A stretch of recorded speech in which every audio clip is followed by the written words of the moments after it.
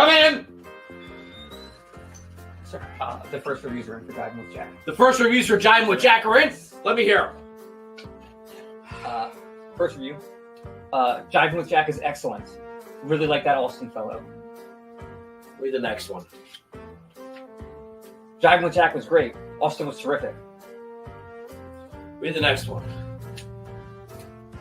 Should just be Jivin with Austin. Other guy is whack. Read the next one. Austin is a star in the making. Jack is like listening to a cat bomb with shrapnel. Read the next one. I hope that Jack gets AIDS and dies painfully. My fans wrote that about me? It may have been justice. Nah, Justice doesn't know how to read or write or speak English. Just get out. Get out. Take those reviews and get out. God, I hate my fans.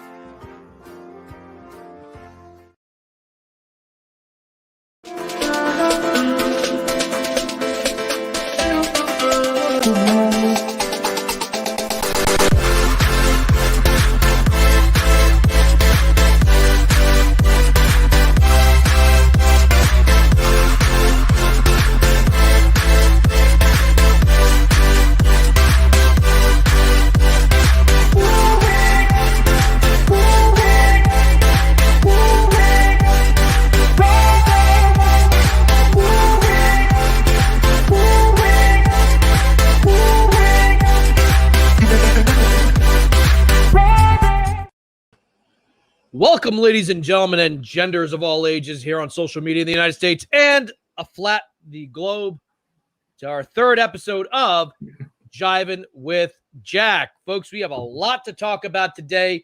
But let me first introduce my co-host. That's right. The intern who is now an employee, Austin Lean 316. Yes, sir. Yes, sir. Yes, sir. Thank you. Thank you. What a beautiful intro. I don't know about you, man, but I think the reviews of the show can speak for themselves, man. I don't know. You hit it out of the park, Jack. You did a great job. Well, I don't know about those reviews. You found. I want a recount. I want a full investigation and an audit because I think this is a conspiracy going on. But first off, it's Pride Month, so let's do this. Oh yes, there we go. Yeah, look at that. Look at that. Yes, happy Pride Month. Happy Pride Month. You know, and I say that with a lot of aplomb because I am the only straight member of Pop Culture Corner. You are. Congratulations. Ty hasn't said anything yet, but yeah, hey guys. No, welcome, guys. So yeah, real quick, folks, we are taking super chats now. As of last week, we are now monetized. So thank you all for watching the shows, whether it's Morning Pod, whether it's TY's Corner, whether it's Nights of the Comic Roundtable, whether it's our regular podcast, whether it was the Memorial Day special that Austin came up with. Look at Austin with the big brains. That was actually really fun. That was a lot of fun, man. And it's so funny because it was one of those things that I didn't really come up with it for for everybody else. I was like, let's have fun between us and do some trivia. And it just worked out, man. It was a real blast. Those are great questions. I love those. The really well thought out questions. I wonder who thought of those. I don't know. Yeah, exactly. But hey, shout out to our Prakash, our newest member of the channel, Prakash. We love you, buddy. Hey. As always, we love you. We thank you. We can't. Your support just means the world to us, and really, we hope you're doing well over there, man. Yeah. I know it's still crazy times in India with the COVID and all that. So. And speaking of which, Prakash is now a member. If you're on Patreon, I believe we're switching over to YouTube. So make sure you make that transition. And we have different tiers, and I'm sure Ty is probably going to talk about that a little bit. Make sure you hit the join button. That's new. Isn't it crazy? I know. There's a button we're now. Legit YouTubers now. Next to subscribe, there's a button called join. If you press it, you can become a member. You get some special perks. There's a great video. Go check out our channel. There's a great video of Ty explaining all three tiers, all the perks that you get with them. It's really well done. So after this video, maybe we'll have a link to it also at the end of this video, a link to that. So you guys can check that out. But again, we're slowly phasing out Patreon, so make sure and check out the YouTube membership. Yeah, actually, I just thought of that. Maybe we should have played that as like a segment during this. So, but look up the video. Yep. It's got every explanation, the different tiers we have, and we have a lot of stuff. I think you guys gave away some gift cards Sunday night for Memorial Day. Yeah, it was funny. Just for the holiday special, we did some gift cards. I could give away a digital I'm going to give away a digital copy of Into the Spider-Verse. I got to figure out how to get that to Prakash because obviously in India there's certain he's got certain movie like I use Voodoo over here, right, and they don't have that over there. So but yeah, we're going to be doing some fun little giveaways like that too, some more digital copies of movies and things like that. Yeah. But now that we're monetized, folks, the everything's endless. Like we can do whatever. Yeah, sky's the limit. Sky's the limit. So I'll be doing a stripper stream tomorrow night. Yeah. Make sure and tune it. No, I'm kidding. Nipple ring. You want to see the nipple ring, Austin? Yes, if you want to see the nipple ring, you can kind of see the outline of it through the white shirt, I guess, a little bit. But yeah. But listen, folks, if you're not a patron, we appreciate the support, but you can become a Patreon. Or rather, by joining us, by becoming, I guess we have to stop using that word patron. You have to become a YouTube member. Anything. Look at our tiers. They're not that, snazzy, but, we also have super chats. And number 3, something all of you can do. If you see a pop culture video, do me a favor. Don't use ad block. Don't skip the ad. I know it's annoying. The big guys, they don't care. They don't go ahead and skip the ad. But for us, those ads actually make a difference. So please don't skip those ads and don't use ad block. Only use ad block when you're watching Jody's Corner. Right. I also see Nick. Nick is a member here too. So Nick, here we go. Let's see who here. I see Adams here. Nick Carr. See our usual. Yeah, Prakesh. Love it, my friend. We have Shree, the video maker. It's so cool to see in the chat now that who's members and not it's so fun. But yeah. So man. So last night. What happened last night? So last night we tried a test. We've been wanting to do this for a while, right? We've been talking about doing it on the channels, doing some actual game live streams, right? And getting on there and doing that. So I tested it last night, played some Fortnite with some friends of mine. Did about an hour and 15-minute stream. And it was kind of funny, nothing real exciting until the very end there. We ended up having a streak, huh? Yeah, we had a streak. I think I had over 10 kills. We had the team overall had over 20 kills. I think we took out a quarter of the map. Oh, nice. We won the game, obviously. So that was a nice little way to end it. Folks. But yeah, guys, definitely go back, check out that video. It's brilliantly titled. It's called Fortnite Stream. It's just I couldn't think of anything better. I thought it has to be captivating in 2 words. Hey, Chaps, what's up? I like that. Hey, Chaps. So I do want to get into some Snyder stuff. We're going to talk some Snyder stuff. We have a lot of talk about Spider-Man stuff, but first things first. Yes. We're working with Showcase about covering The Conjuring 3, which is called The Devil Made Me Do It, this Friday at Showcase. So in preparation for that, if you haven't seen the Conjuring movies, you should watch tomorrow night's show where we're doing a quick dip into the Conjuring universe. If you haven't seen these movies or you don't want to watch them, okay, fine, that's okay. But then you can watch our stream. We're going to explain why it's become so big. There are a lot of horror movie franchises, but this one has hit like $200-300 million worldwide. Yeah. There's up to 6 movies now part of that franchise. Or actually, no, more like 8. But we'll get into all that later. But first things first, did you watch Lightcast, our friends, or rather Ty's friends, our colleagues at Lightcast? Zack Snyder was on there, and he talked a little bit of the $1 million question. Should we give up? Did you watch it? I did watch it. I'm kind of like Ty, where I kind of just stopped watching the Snyder interviews because there is a lot of repetitive stuff.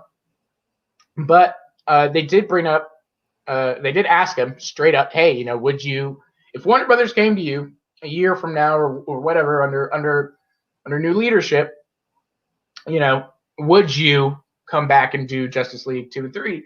What would your response be? And he said, let's go. So that's probably the biggest piece to take away from it is that undoubtedly he would be back if they came and asked him. However, as we've seen over the past few weeks, he's been very open that as of right now, Warner wants nothing to do with him. So but yeah, it was a great interview. It was a great talk. They actually got into some stuff I'm into, like some lens talk, and Snyder was showing off his lenses and stuff. And so it was a good show, and I enjoyed it. And it seems like Zach is just so cool, you know. It's like he is with all of the idea, and he gets like super excited about it. My takeaway, there were a couple of things. Number one, everyone said like he's willing to do it, but he'd been given that vibe for a while now, even before the Snyder Cut came out, that hey, if they ask me, I'll do it. Right. He wants to do it. He loves these characters. Number two, he almost sort of maybe downplayed what he said on Stephen Colbert's thing. He said that they wrote that into the script. He thought it was funny, but it was sort of like tongue in cheek. That maybe he didn't really mean it in a. You know, but also, you know, he said straight up, you know, it's no secret at this point. You know, it's not like we're trying to hide it anymore. You know, so yeah, exactly. Prakash, he mentioned that in Justice League. Caden, my boy, what's up, Caden? So he mentioned specifically that there would be like in Justice League 2, right? Like a new history scene, kind of explaining the new gods and getting into maybe even what happened, you know, with Steppenwolf. They did ask him, you know, what went on with Steppenwolf and Darkseid, and yeah, he said Steppenwolf kind of joined this coup, right, to take over. So that would be absolutely epic. He talked about, yes, they did announce the new name. The new name, right, of the merger is going to be Warner Brothers Discovery. They've gone back to the Warner Brothers name, which actually for me, that's a really good sign. Yeah, that is a really, really good sign. So the official new name of the Warner newly merged whatever conglomerate, right, is now Warner Brothers Discovery. What's up, Gavin? Thanks for joining us, man. Good to see you in the chat here. So yeah, guys, tell us, what do you think about that Warner Brothers Discovery? I love that they've gone, you know, they've returned to the Warner Brothers name, you know, title property. I think even a logo I saw is even kind of the older design. So I mean, what do you think, man? It's pretty basic, you know. It's pretty basic, you know. They're not messing around. But here's the thing: Warner Brothers is one of the oldest studios. You know, a lot of people forget there were a lot of big studios back in the day that are just gone. Like RKO Pictures is gone. Orion was gone, came back, but it's not the same Orion it used to be. You don't want to lose that name, Warner Brothers. You know, hey, Caden Reed became a number. Remember? Thank you. You remember? Despite your negative review, that's fine. Hope you saw the opening skit, guys. If you missed the opening skits, go back and watch. Not now, but later, so we can get more views. But the one thing he kind of seemed perplexed with, what he talked about, was the Batman project. He's like, I read the script. You had a great villain. It made no sense to me why they stopped that. They shooting? Yeah, exactly. Like, why aren't they shooting? Why is it not picking up? And this kind of goes against what they were saying before. It's like, oh, we couldn't figure out the script for Batfleck. Which when I heard that, I'm like, no, I don't buy it. I don't buy that they couldn't figure out the script for Batfleck. They're being told not to move forward with this, which goes back to the whole anti-Snyder thing. It probably started way back before even Justice League came out. They were already like, you know what? We don't know if we're going to move forward with this Batman. Let's get Matt Reeves. Let's get someone else. Let's get new people. So, Daddy's here. Hayden, thank you for becoming a tie. You are among an elite group of people. Oh. You are a tie. That's all I wanted to say. An elite. That's so great. There we go. Congratulations, Caden. Everyone, be like Caden. Get that tie level membership. And, you know, now that I'm going to say it again because I'm so happy because, you know, the guys have been at this for 9 months. I joined a little bit after that. I joined November. It was a lot of work, a lot of, you know, 1-view videos, 2-view videos. And now we have all these people watching. So thank you so much. Prakash said, why is skinny Steve Rogers here? I'm dead. Prakash is a member. We can't say anything negative to Prakash. He's a member now. That's right. The customer is always right. And I guess they are customers. There we go. Mad Zeppelin. Yeah, new setups. Ty worked really hard. Ty worked really hard. He's got a new room, new studio. Looks really nice. There's a great video on our Instagram, guys. Also, don't forget to go check out our Instagram. We're going to be using that and integrating that in a little bit more. Make sure and go check out our Instagram. There's a really funny video of Ty moving like a 600-pound mattress out of the room. And to watch him just get frustrated. So first, when he moves it out, right, he drops all of these poles on the floor. And he just gets so mad. He goes, why do I have all these poles? Who needs all of these poles? And he just grabs them and starts throwing them. It's so funny. It's so funny, guys. Go check that out. That's on the pop It'd be funny if, like, every time Instagram. Justice is there, he just drops another bulb or something like that, just to mess with him. Just keep like, every time they're there for the podcast, he just puts more bulbs. Because we know, I'm joking. Of course, Justice doesn't have any bulbs. All in the dark. He's got candles. He's got candles. He's got candles, which I'm pretty sure he steals from a church. There we go. This is Justice right here. Bro, yeah, Tyler said those poles got me so bad. I'm not kidding you when I'm telling you. So it's literally like 40 of them. And you hear them drop. You remember the scene from Spider-Man 3 when all the poles just started dropping from the sky? Yeah. It's exactly like that. They just start dropping. It is the funniest thing. Guys, please go check out that video. Make sure you follow us. And look, you don't have Instagram, just do it for us. Do it for us because we do it for you and the culture. But, help us on Instagram. Like, share, whatever they do on Instagram. Do it for us. Whatever the kids do on there. Whatever these young people do with their smartphones and their GPS. Their GPSs. There we go. There we go.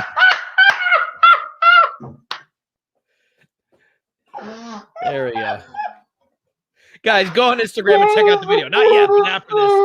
Unless you're watching this and you pull it up on Instagram. So, but oh my God. All right. Whew. We have a crazy Jack attack coming later on. But folks, do me a favor, stick around. We have a lot more stuff to talk to you about. Don't go anywhere. Freeze. Oh my God. You know what it is? My fault. Here we go. Let me try that again. Here we go. Right. Don't go anywhere.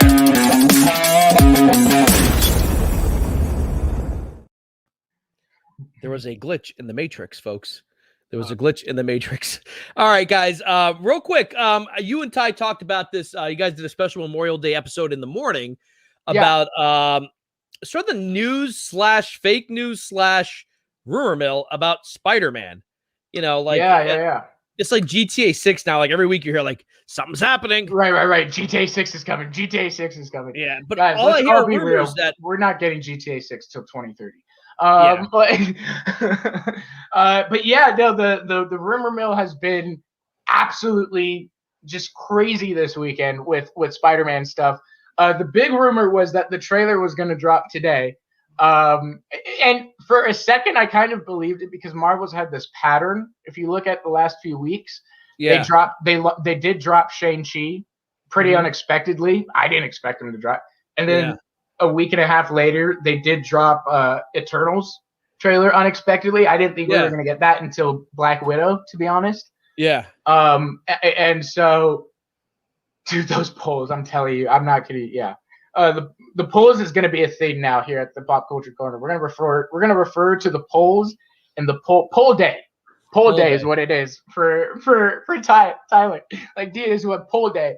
There's no button on your. Yeah. So Adam, unfortunately, YouTube, I don't really understand why there isn't a join button. You have to be on a browser, unfortunately, because you can't do it from the app. I've tried.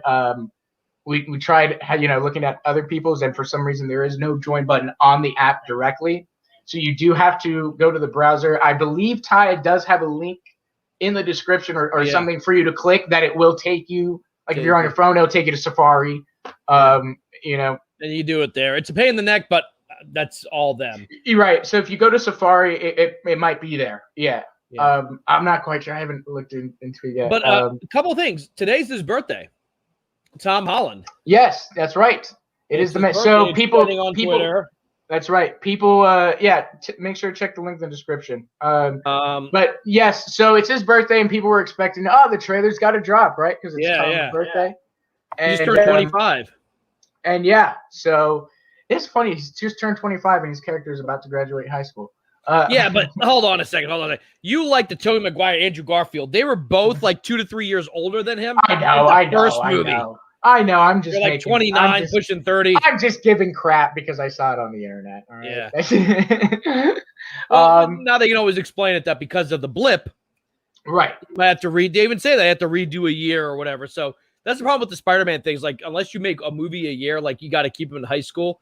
Whereas time is moving, you know, the rest of the MCU years are going by and this kid's still in high school. But like that's kind of like the issue with that thing. But couple things. Emma Stone kind of came out and said she's not in the movie. Right. She's not going to be in the movie. That one I'm kind of buying. Yeah. You know, I have a feeling that like he's probably not gonna, you know. Cool. And she was great though. Like say we know about those movies, she was great.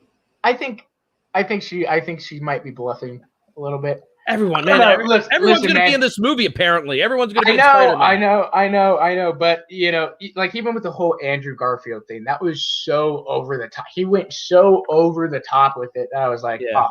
And not only that, he was just playing. He just got done playing a character who's a social media influencer, and it's like his whole thing is he's over the top.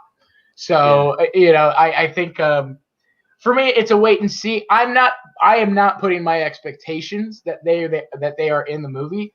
I think they will be, but I'm not like gonna go in and go, okay, if they're not, I'm done with this or whatever. I am keeping my expectations as low as I possibly can, because Marvel does have a tendency to, you know, make us look like fools. They do. They do. So we'll see. We'll see. Yeah. But the leader of here we go. The Sony executive Sanford Penish. Yes. He spoke to Variety. We like Variety.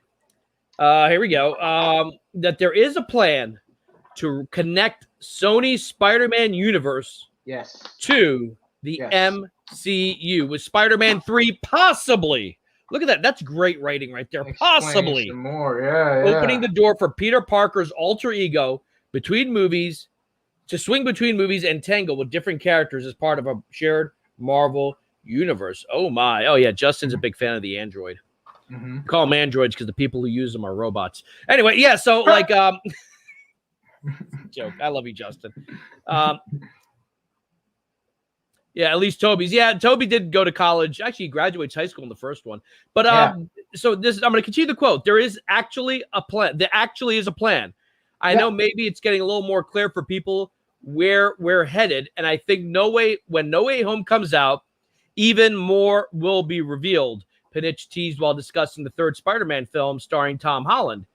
That's interesting because he's the guy at Sony Motion Pictures. Why is he talking about Tom Holland's Disney's Marvel Studios Spider-Man movie?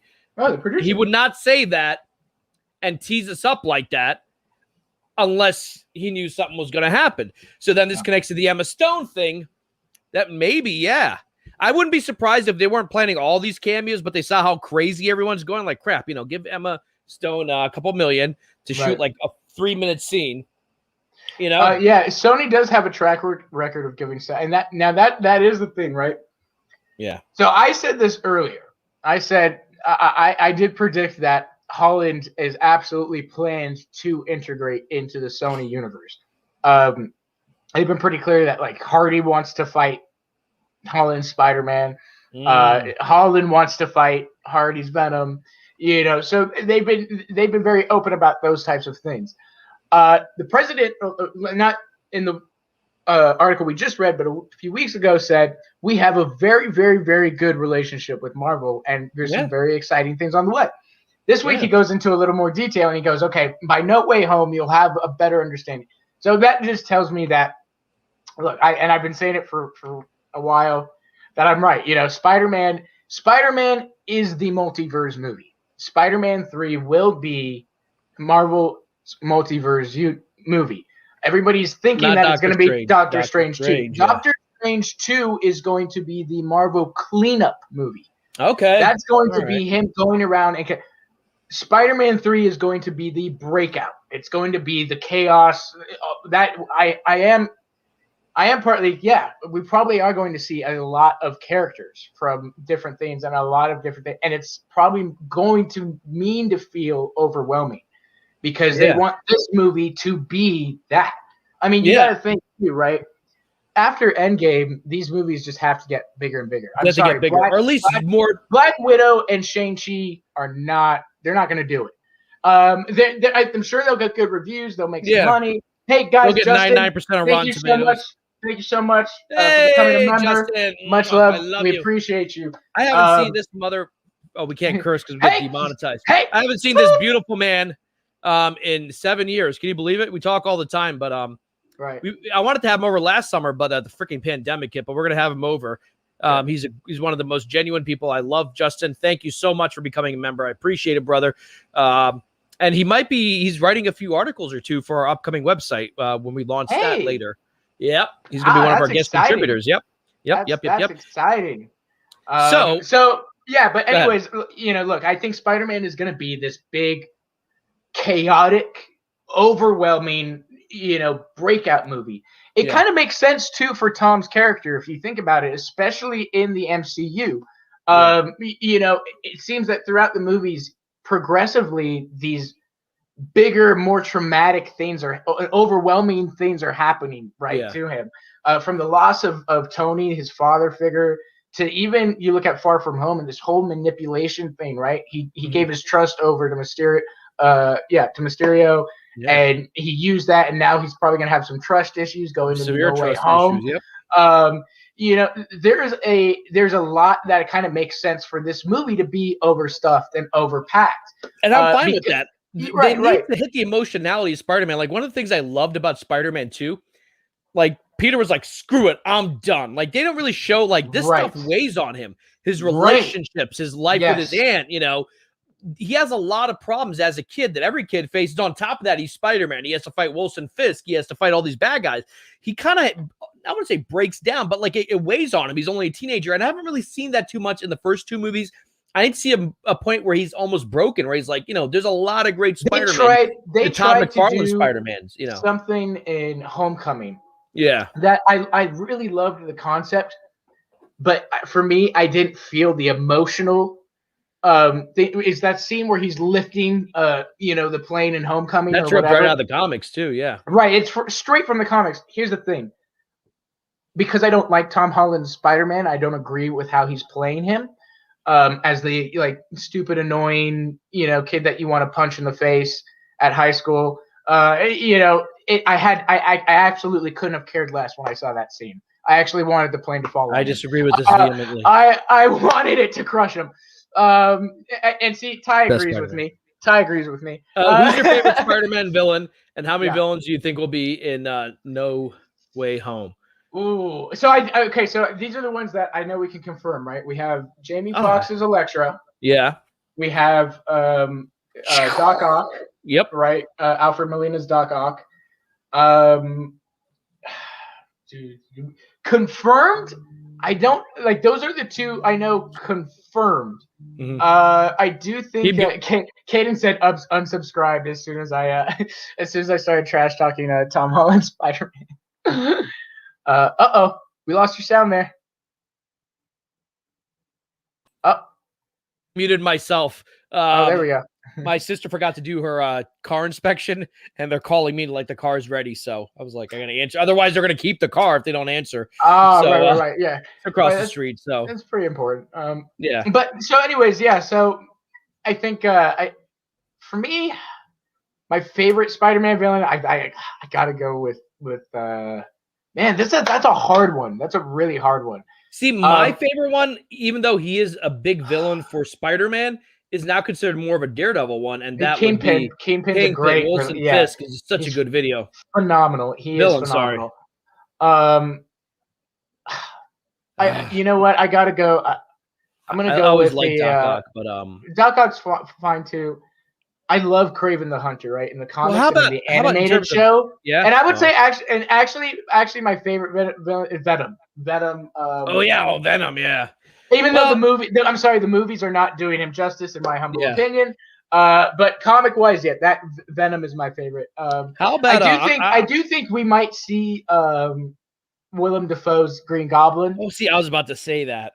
I like Green Goblin, and even though they botched Hobgoblin, I always thought that Harry becoming the next Goblin was a good concept. Yeah, it didn't do it well in Spider-Man 3, but hopefully we can see justice done to that. Justice as in justice, not our justice, not big drip.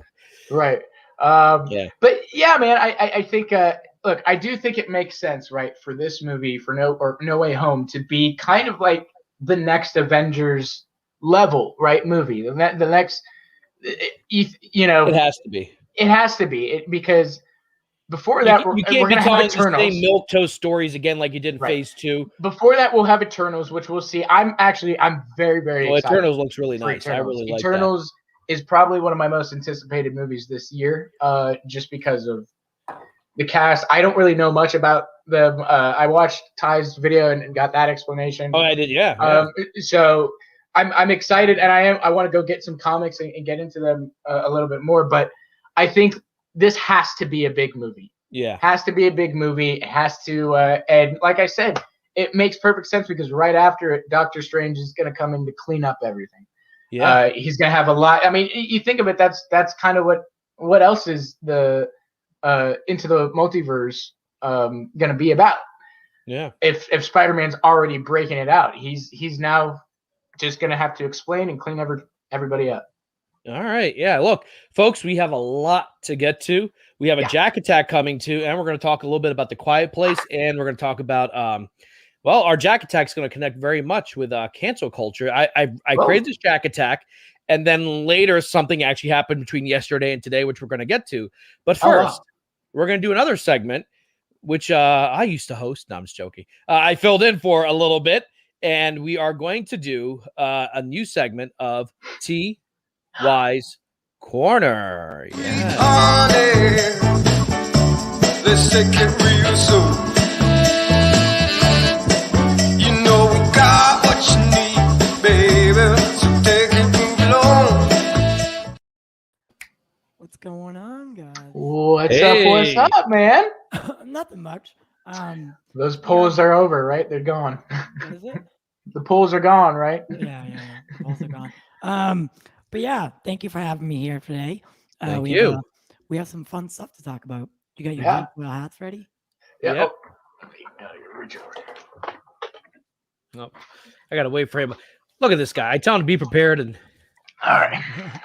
There you go. Oh, are you kidding me? I thought you knew. That's why, I was like, oh, he must have known. No, I did not know that you were gonna do that. Was this? I thought this was planned. Not by me. Oh. Yeah. I was. That was my idea. I was just told to make the hat. That's pretty good. It's pretty good, man. Yeah. So listen, I have a lot to say on UFOs, as you guys know. It absolutely befuddles me that we live in a world where the government can come out and basically say, "Hey, you know, that stuff that's in the sky and that stuff that's, flying around that, you've had questions about your whole life, yada, yada, yada. Yeah, there's a chance that that's actually, an alien. And no one talks about it, but they would rather talk about the Patrick Star show, It's coming up later. Absolutely ridiculous to me. So Jack had showed me that a new video came out, right? Yeah. And there was 12 UFOs in one video. But I don't see that on the news. I do see, however, Ellie Kemper and Kardashian asses and then stuff like that. So what's really going on? What's really going on? I am not surprised that every time they do a UFO segment on the news, they'll have like 3 people like, this is probably Russian technology, or the U.S. government is experimenting. I'm like, why is the U.S. government experimenting, freaking out the other part of our government to show us things to, it makes no sense. Why are they showing it to pilots and not telling them what there is? Like, it's probably, yes, the Chinese, whose military budget is dwarfed by ours, have figured out how to travel faster than light, have traveled how to, or have figured out how to move without thrust. Right.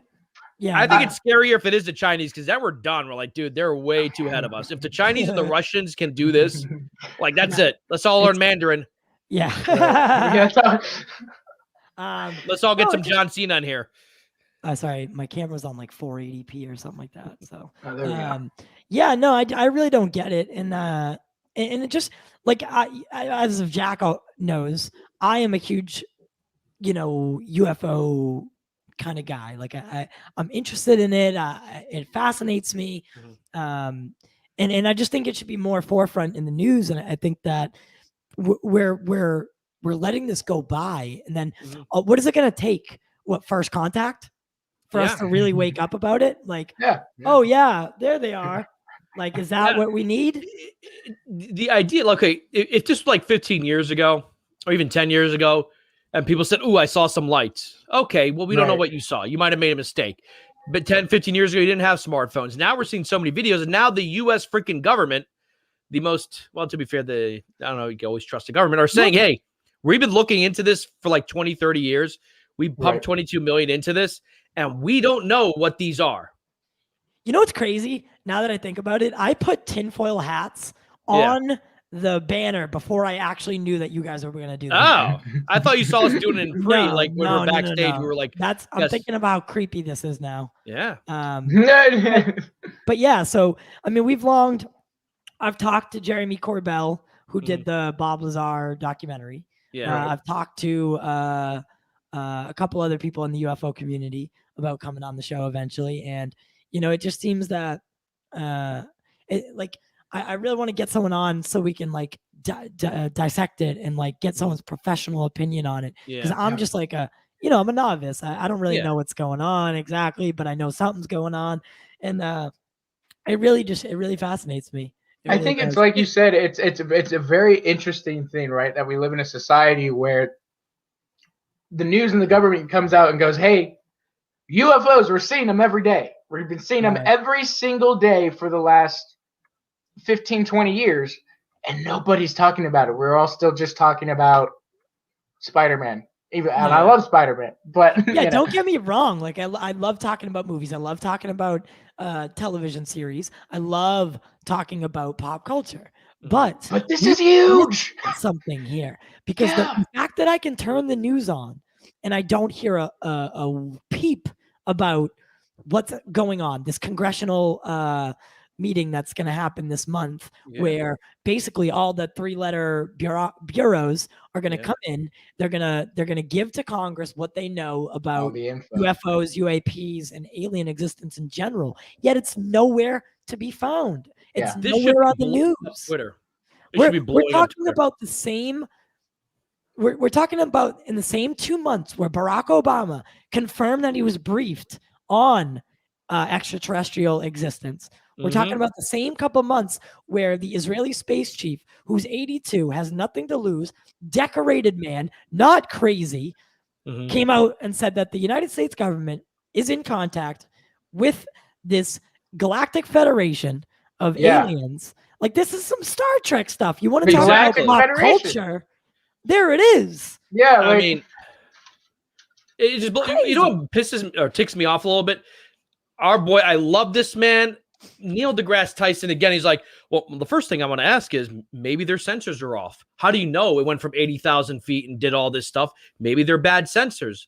Okay, if it was one ship, but you're saying the entire U.S. military's radar systems are all off just because you want to deny something's happening? Because guys like him have been kind of I love Neil deGrasse Tyson, but him and just sort of like these big TV personalities, they're skeptics, and they kind of crap on people who believe this stuff. Like he does this bit all the time. He's like, next time you're abducted by aliens, why don't you grab something from the ship? Or like, right.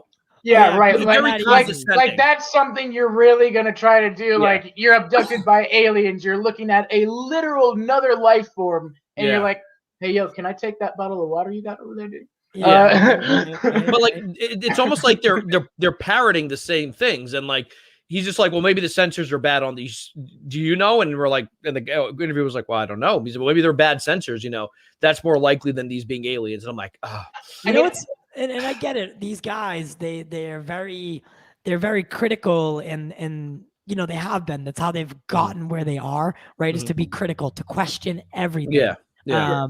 And I just don't understand why now that we live in this time where all these prominent people have come out and basically said, "Listen, we're not saying that they're aliens, but they're not us. It's not the United States." And as far as we know, the United States is the most technologically advanced, and by decades, right? By decades, and it's not us leaving. So if you were to scientifically deduce, all right, take all the emotion out of it, take all the exaggeration out of it, and what you're left with is most likely the truth, right? Yeah. As a scientist, you use the scientific method, right? So you test, and you do all these things. All these things have happened right now. All these dominoes are tipping, and it's all pointing towards a different life form or a different species. Yet these guys like Neil deGrasse Tyson, they want to know. What they say is, show me one, and then we'll have a conversation. And I get it. But you know what kind of reminds me of? Like, let's say you're a cop and they're like, someone's robbing this bank. And you run into the bank as a cop and you see a guy with his hands up. And on the other side of the room, you see a toddler. And you're like, well, I don't know which one of them could have done it. Right. I didn't see any of these rob them. It could have been the baby. And I'm like, well, you know the capabilities of a baby is? Yes. Then you know what the capabilities of a man is. So who do you think robbed the bank? Hypothesize. And you can't tell me like you're seeing ships doing all this stuff that are going against the laws of physics that you know we can't do. And you're saying, well, I don't know. Maybe it's the mole people. I don't know. Yeah. But I just thought I figured we would get a little bit of it in there. Get our tinfoil hats in. Put our tinfoil hats on and just have a good time. Guys, to everyone who's joined today, I know the membership thing just came out. Thank you guys so much. Truly means a lot that we get everyone switched over from Patreon and then bring in some new members from YouTube only. It's easier when you can house everything in one place rather than a third-party app like Patreon. Really, though, truly, I love it. Don't forget to send some super chats, some super stickers. Everything goes towards the overall support of the show. And you know, I'm really happy to be here today. And you guys are doing a good job. So thank you. With that being said, that is the end of TY's Corner and Tinfoil Hat Talk. Honey, let's take it real soon. You know we got what you need, baby, so take it Yeah. How about that, huh? There we go. Yeah, we're back. So, you know, this is something I would love to keep going on about this. And I think, you know, we've talked about possibly bringing people into this stuff because even if you're not into, like, I was never like one of those UFO people until recently in my life. I was like, damn, you know, maybe something is going on, you know? But, yeah. Me too, man. Me too. And I think, it's definitely something. It's a subject that we'd like to get into a little bit more. And so, definitely want to hear your guys' thoughts on it too. So, yeah. All right. So we have a Jack Attack coming up soon, but first,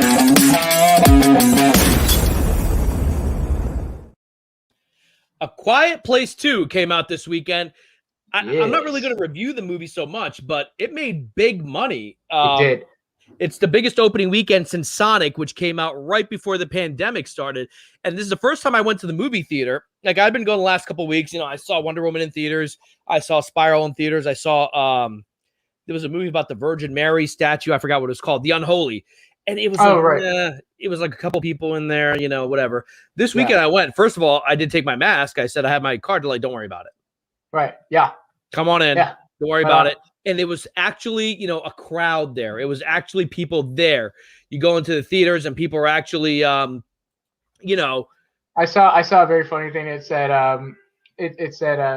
theaters, you know, theaters no longer, you don't have to wear a mask to go. Yeah. You know, so if you're vaccinated or if you're a liar, you can go to the movies. Yeah. And if you're a liar, all you're doing is putting yourself in charge. Because, like, if I'm not wearing my mask and you got COVID, I'm vaccinated, baby. I'm like, I got my both shots. I got it. But take a look at this. This is courtesy of, I forget who, BBC. It made about 48 million just this past weekend, which, again, you know, if this was 2 years ago, no one would be talking about it. People like, oh, whatever. Right. It made 48 million. But why is this important? It's important because it means movie theaters are coming back. People are tired of sitting at home and watching this crap on HBO Max.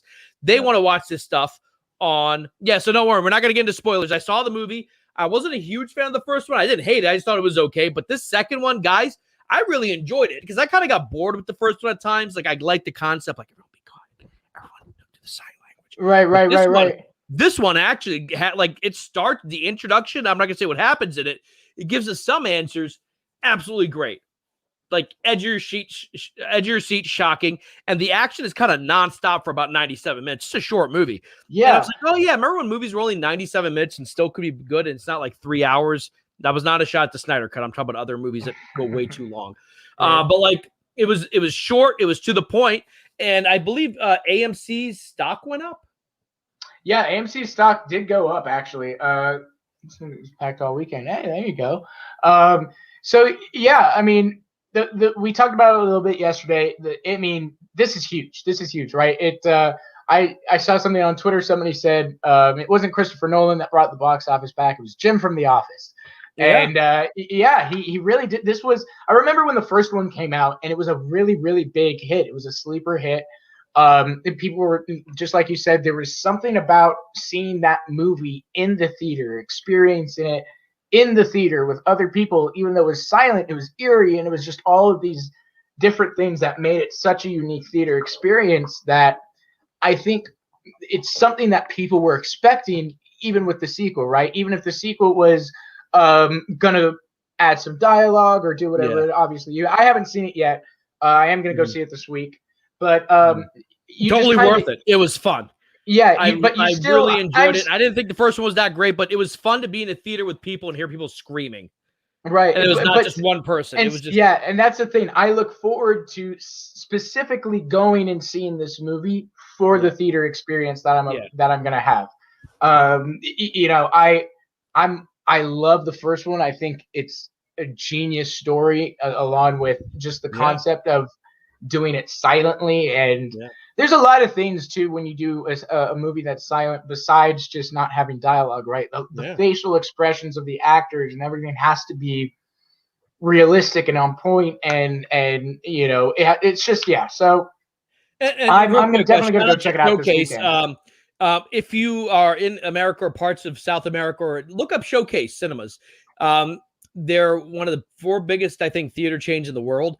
Look up Showcase Cinema. Go in the link in the description below. Go see a movie this weekend. In fact, go see Conjuring this weekend. In fact, we're going to be covering that tomorrow night and this weekend. That's another big universe that a lot of people forget exists, is the Conjuring one. But I got to say this, this movie I thought was just phenomenal. She is great. These 3 alone, because, spoiler alert, something happened to John Krasinski in the first movie, but I was like, can the movie still carry? And she is great.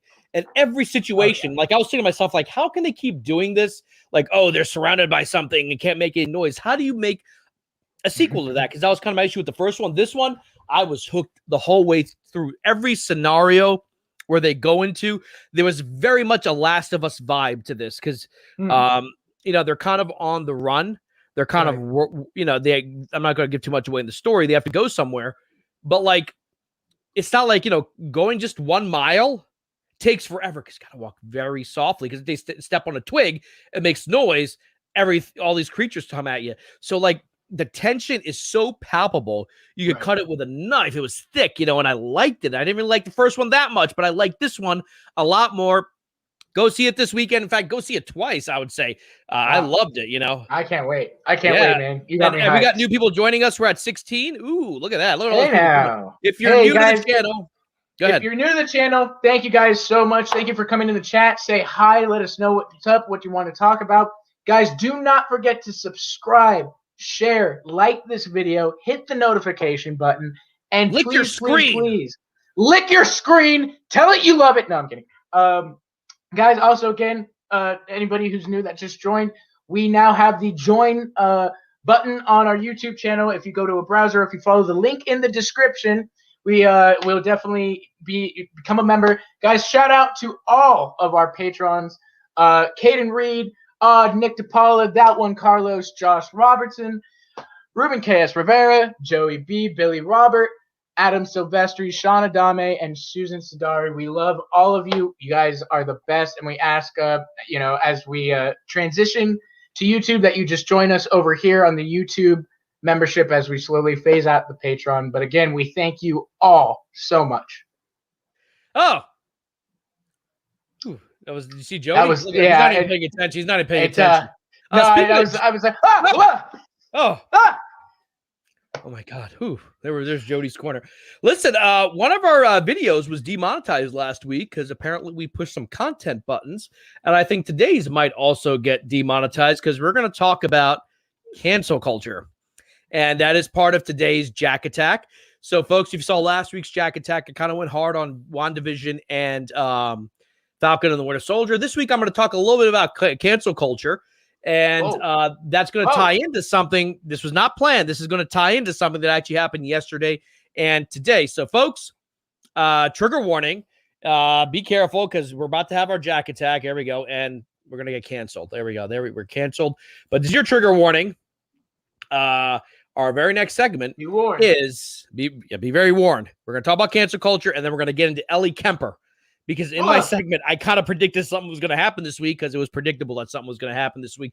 Folks, welcome to today's edition of Jack Attack.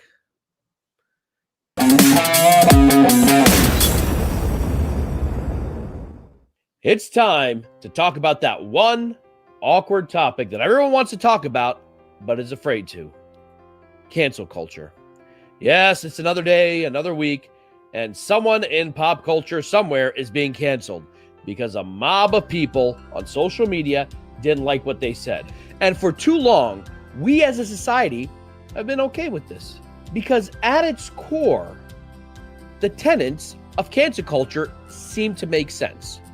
Someone has said something reprehensible, and we as a society pressure corporations and government to remove people like that from the spotlight, or else we will not give them our financial support. Seems to make sense, doesn't it? Well, like most roads to hell, cancel culture is paved with good ideas. However, in the last decade or so, we have seen an unholy marriage of social media and corporations with loud and angry voices. While their views weren't necessarily the views of everyone, regardless of their political stance, the loudest voices often drown out the rational and passive voices. We have seen cancel culture eliminate people for expressing opinions that they don't like, for being different. In an age where we're supposed to be tolerant of difference, the one thing we can't tolerate is a different opinion. Now, I know what you're going to say. But Jack, that's politics. This is pop culture. We don't care about any of that stuff. And that's exactly my point. See, it doesn't just grow with politics. It usually starts fermenting in pop culture. The internet has been a mainstream arena for nearly 20 years.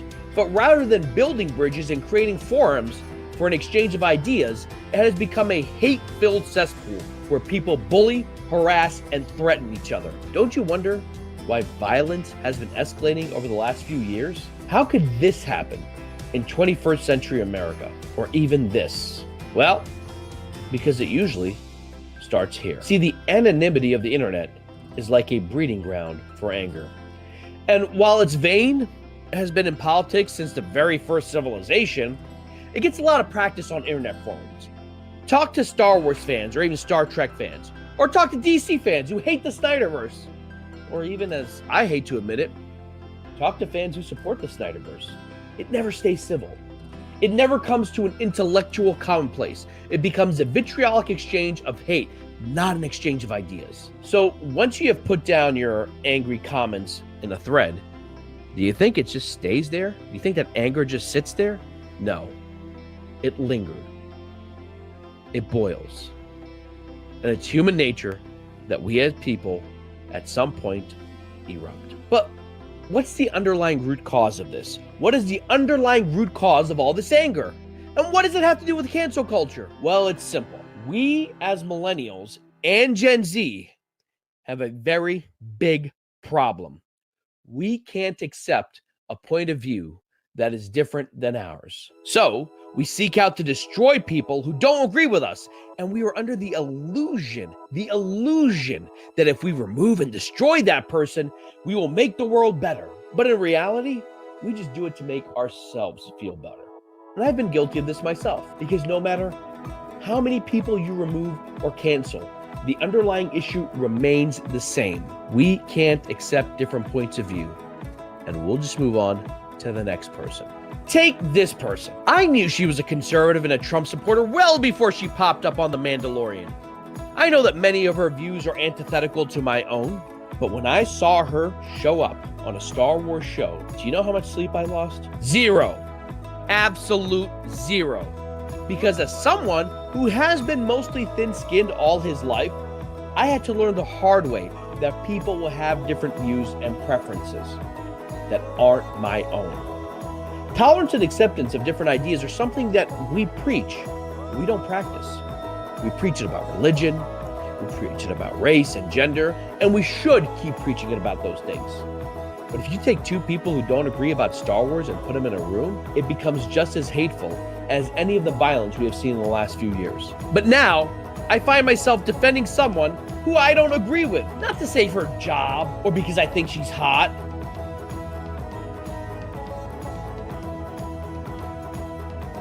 I'm sorry, where was I? Oh yes, not to save her job because I think she's hot, but because I believe in the fundamental ability to accept that she, and many like her, have different views than me and millions of other people in America and across the globe. There was once a fundamental principle that defined Americanism, coined by the French Enlightenment author Voltaire. I disapprove of what you say, but I will defend to the death your right to say it.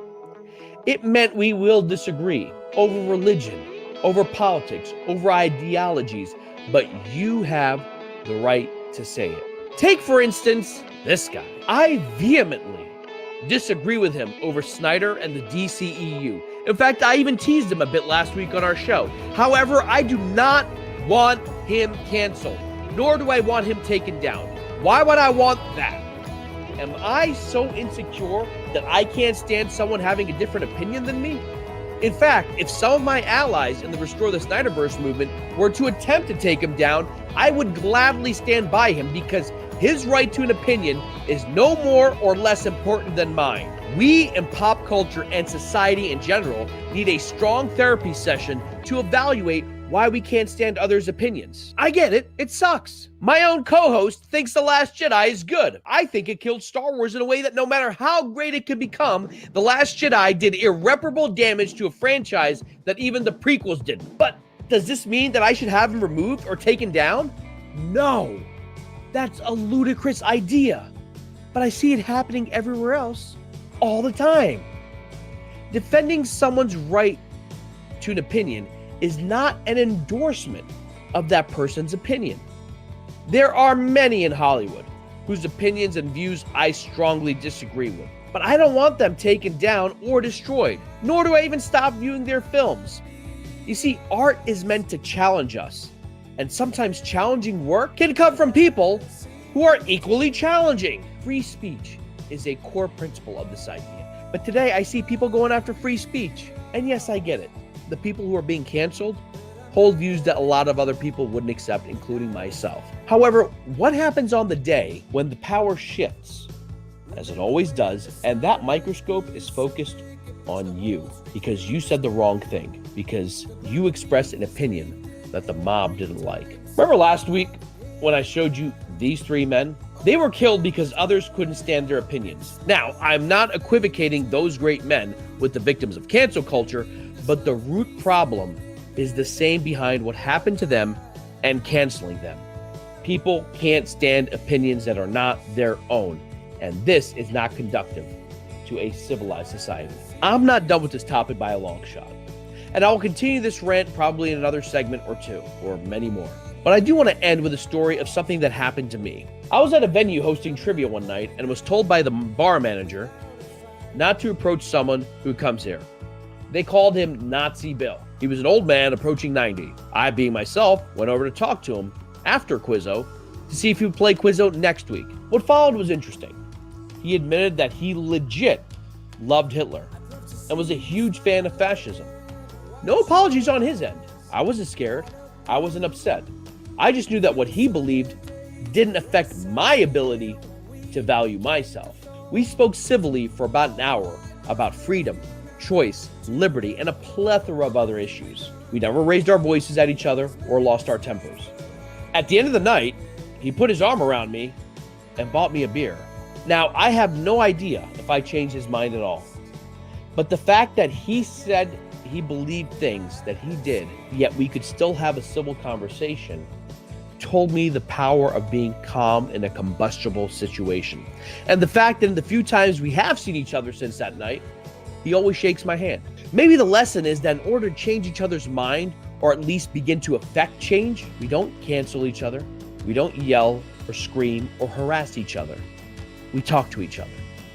And if we can do that and keep it civil, maybe the whole world one day can set aside their differences and share a beer with each other. That's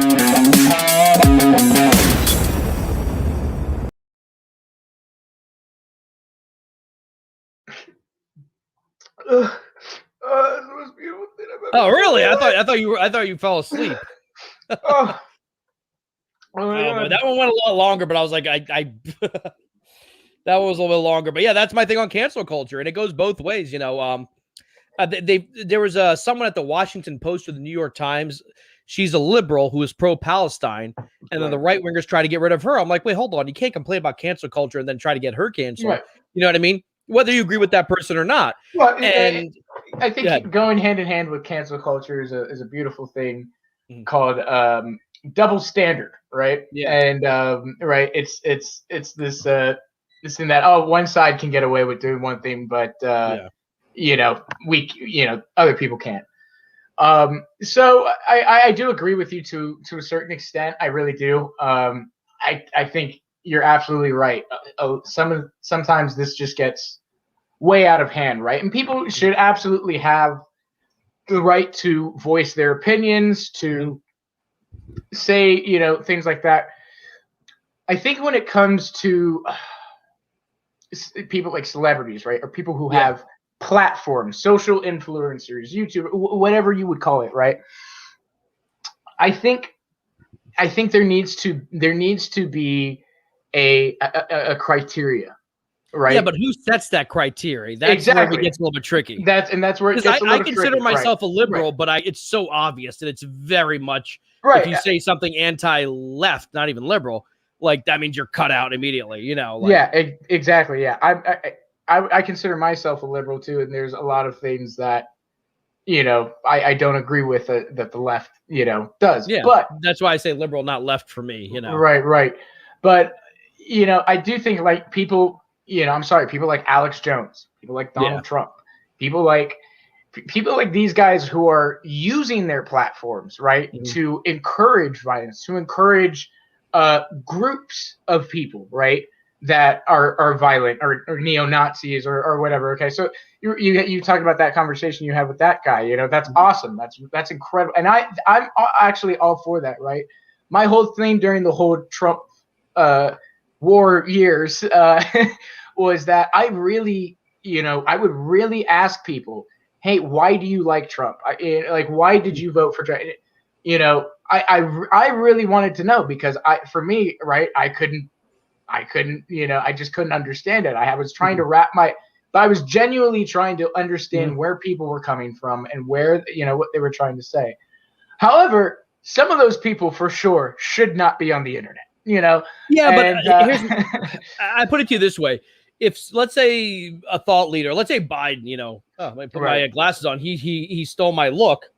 He always wears aviators. Actually, he's been wearing them since he invented aviators. If he were to say, if he were to do something like that and say, I want people to go out and start violence, I don't blame him. I blame the people who actually listened to him or actually went out and committed violence. So if Alex Jones says something like that. So you don't blame him at all? No, that I blame people for when they do stupid stuff. No more than I can say, hey, Mom, I tried crack because my friends told me to. My mom's going to be like, okay, so when Hitler killed all the Jews, do you blame Hitler or do you blame the soldiers that killed all the Jews? Oh, I blame both. Okay, so it's the same situation. You would blame both. Like you would blame Trump for inciting Here's the difference. And then you would blame the people for listening to him. No. Here's the difference. That was not a free society. It wasn't like Germany was like America where there was free speech and the other side. It's not like, the Jews had equal opportunity to free speech or whatever.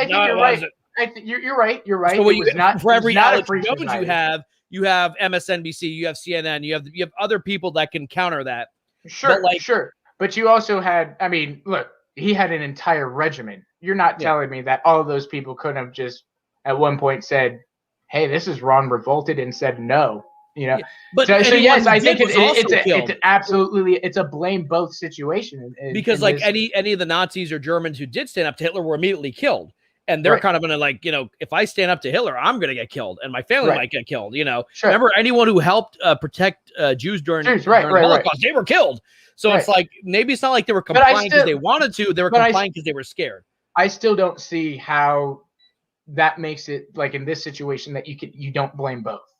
I don't understand that, because even though it's a free country, right? We're not in a situation where it's that.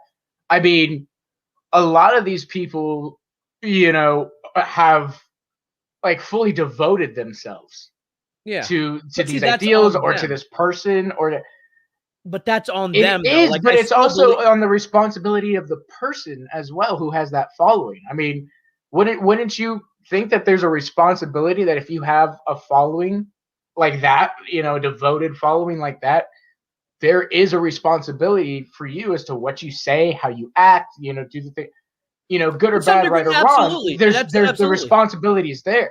But like, to me, it's the same thing in pop culture. People hang too many words on celebrities. I think we have deified politicians and celebrities to the point where we get our ideas and our thoughts from them. I think that's bad as society. Like, I love The Rock, God bless him, but I don't like open the book of Rock. I'm like, what would The Rock do in this situation? Right. If The Rock were to say something stupid, and I've been following The Rock since 1997. That's how old I am.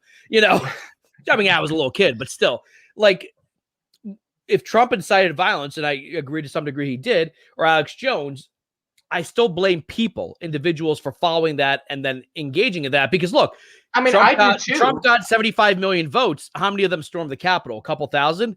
If people were really, a huge chunk of the nation just said nope, even the ones who voted for him were like, yeah, we're not going to do that. A couple thousand stormed the Capitol, but thousands were there. Oh yeah, tens of thousands were there. So I really don't see how, look, yeah, they made their own decisions, those people, but Trump was well aware. He made the rallying call. Yeah, he did. He literally made the rallying call. He said, I'm going to go with you. We're going to march up there. Okay, we don't get what we want. We're going to take this country back. It's going to be ours. We're all going to go together. I'm going to go with you. And he didn't. Where was he? He was in the bunker of, Well, okay. So I think you have to absolutely. Same with Alex Jones, right? When he goes and does his crap and he gets on stage and we're going to be Americans and we're going to take this country back from the fascists. And he looks like he's going to have a heart attack on stage. To be fair, the other side does that too. For 4 years, you had when do you see Hillary Clinton getting up? Not to say I like Hillary Clinton, because I'm not a Hillary Clinton fan. But when do you see her getting up there and doing that kind of crap? No, but the media was like, we need to take the country back. Pelosi? When do you see? No, but all the time they're always saying, like, we got to take the country back. When he was president for 4 years, that same type of language, we got to fight and take our country back. And I would agree that we have to take our country back from. We talked about this. Hold on a second. We talked about this a couple weeks ago. Not tacitly, but sort of indirect. Half the country was supporting the riots and the violence. That $2 billion worth of damage. Remember, you were saying, "Oh, it was just a few people." It was $2 billion of riot. Went on for months, all last summer. Right. Every major city was just like on fire, and it just let it happen. Half the country's like, I think that might have helped Trump. I think, if anything, a lot of people, he got more votes than he probably would have had that not happened. That also to me is wrong. When you had Maxine Waters saying, "Hey, it costs people if you see them in public," I'm like, dude, no. That's not how you don't. Yeah, no, I don't agree. I don't agree with it. Right, I don't agree, and I'm not going to go out there and say, like, these are extreme cases. But let's talk about this person, because apparently this kind of started to go last week or yesterday evening. Apparently, she was in a beauty pageant, and this is what started trending. That she was crowned by a beauty pageant that was started by Klan members, right? Right. Okay. So that went viral. Everyone's calling her, KKK beauty queen. And of course, everyone on Twitter just went with it. What actually turns out was they weren't KKK members, but there were a lot of ex-Confederates who were part of this organization. Because by 1878, the Klan was pretty much destroyed by U.S. Grant at that point in history. Of course, everyone was like, oh my God, she was a KKK beauty queen. She was 19.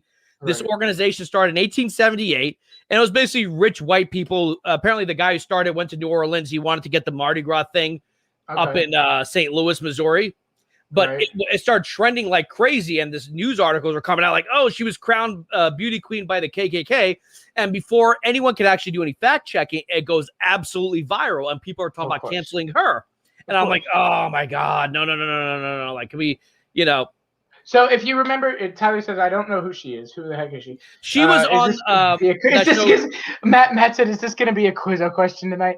Yeah. Oh, maybe. Oh, I should make it a question.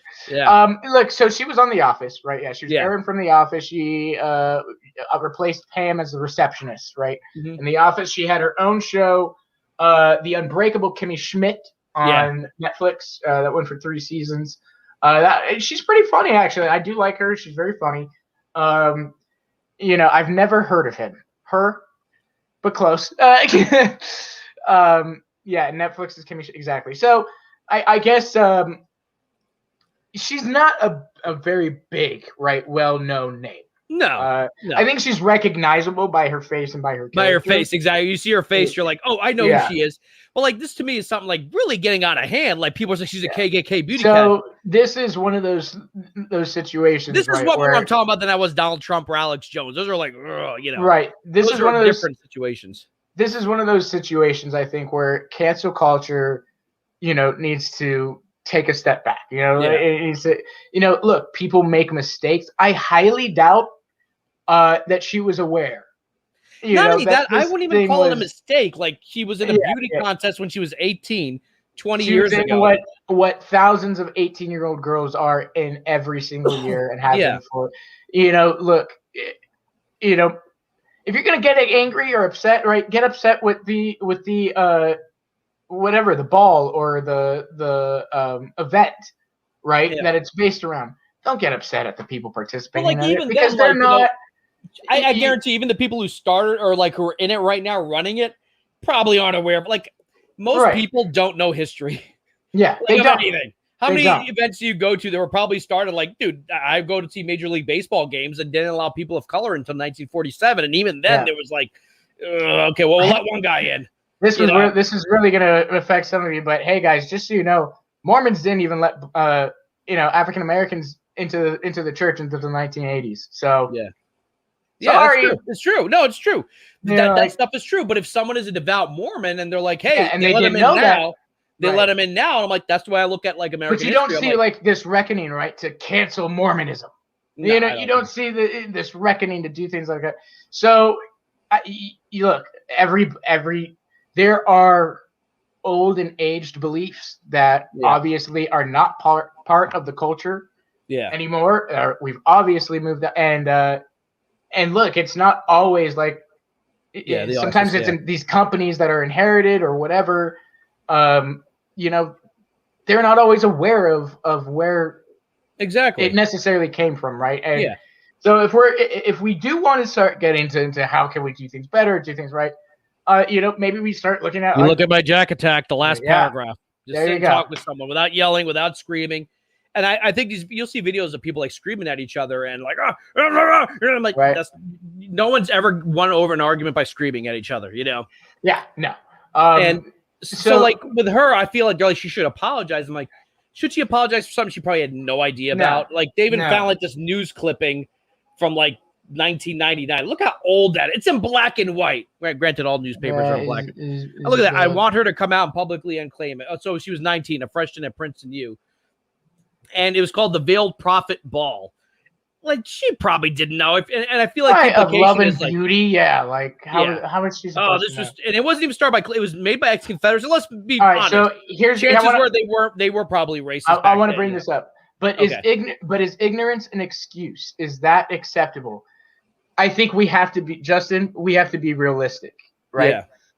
Yeah. Look, you, Justin. We're all people of color, right?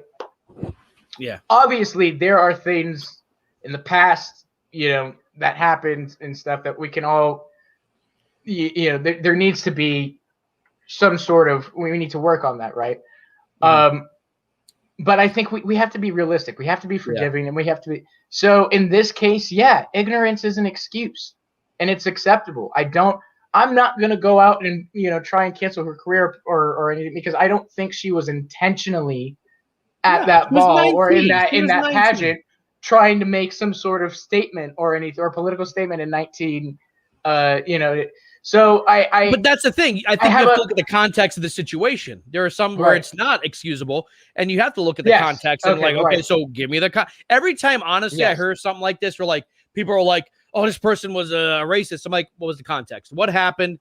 Give me all the details of what happened, and then tell me, what was it that happened in the situation?" Because a lot of times you don't get all the information, and it's just people like you see on Twitter right now, kind of going off on tangents like, this is what happened.